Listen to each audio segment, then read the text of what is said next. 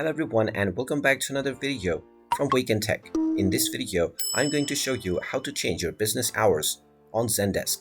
So let's get started right away. First of all, open up your web browser and then in the address bar type in zendesk.com and press enter. You will now be taken into the official Zendesk website. Click on the sign in button at the top section and then proceed with your email address and your password and you will be logged into your account. Once you have been logged in, you will be taken into your homepage, from which if you wish to edit your business hours, click on the settings button at the left menu and then click on go to admin center.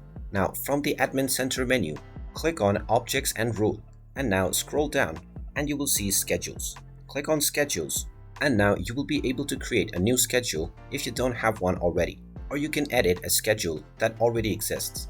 Choose either one of these options and once you set up the schedule name, you can simply choose the time zone for your workspace. You will now see the work week as well as the timings. You can simply click on any timing and you can adjust the length or duration based on your preference for each day of the week.